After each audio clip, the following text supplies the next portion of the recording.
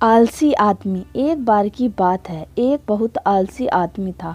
शारीरिक रूप से स्वस्थ होने के बाद भी वो भिखारी की जिंदगी गुजारता था। खाने पीने के लिए हमेशा दूसरों पर निर्भर रहता था। एक दिन जब वह खाने के लिए कुछ खोज रहा था तो उसने फल लगे पेड़ों को देखा। जंगल में जैसे ही वो थोड़ा सा आगे बढ़ा, उसने एक लोमड़ी को देखा जिसके केवल 2 पैर थे और वो रेंग रही थी। आलसी आदमी ने सोचा, ऐसी हालत में यह लोमड़ी कैसे जिंदा रह सकती है। लोमड़ी भाग नहीं सकती थी, वह कैसे खुद के लिए खाना ढूंढने या अन्य जानवरों से अपनी रक्षा कर सकती है और कैसे जीवित रह सकती है। तभी अचानक उसने देखा कि एक शेर अपने मुंह में एक मांस का टुकड़ा लिए लोमड़ी की ओर आ रहा है।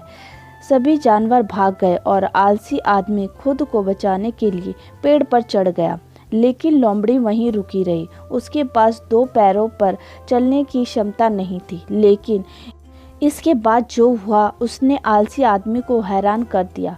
शेर लोमड़ी के पास आया और मांस का वो टुकड़ा उसने वहां छोड़ दिया जो उसके मुंह में लोमड़ी के लिए था। यह देखकर आलसी आदमी खुश हो गया। वो सोचने लगा कि भगवान जिन्होंने सभी को बनाया है, हमेशा उनके द्वारा बनाई गई चीज़ों की देखभाल के लिए एक योजना निर्धारित कर देते हैं। वो सोचने लगा कि भगवान ने उनके लिए भी एक योजना बनाई होगी। जंगल से बाहर निकलकर वो एक जगह बैठ गया और इंतजार करने लगा कि उसे कोई खाना खिलाने आएगा। उसका विश्वास था कि उसके लिए भी ईश्वर किसी को भेजेगा जो खाना लाएगा। लेकिन जैसे जैसे समय बीत गया, वह सड़क पर देखता रहा, अपने भोजन की प्रतीक्षा करता रहा।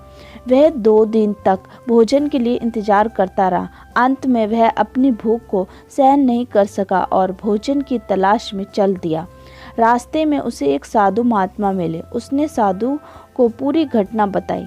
साधु ने उसे कुछ भोजन और पानी दिया। भोजन करने के बाद आलसी आदमी ने साधु से पूछा, महाराज, भगवान ने उस अपंग लोमड़ी पर अपनी दया दिखाई थी, लेकिन भगवान मेरे लिए इतने क्रूर क्यों हो गए?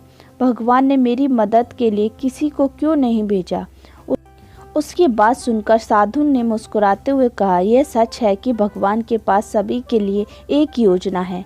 आप स्पष्ट रूप से सब कुछ भगवान की योजना का एक हिस्सा हैं, लेकिन बेटा, तुमने उसकी बात को गलत तरीके से लिया। वह नहीं चाहते थे कि तुम लोमड़ी की तरह रहो, वह चाहते थे कि तुम शेर की तरह बनो।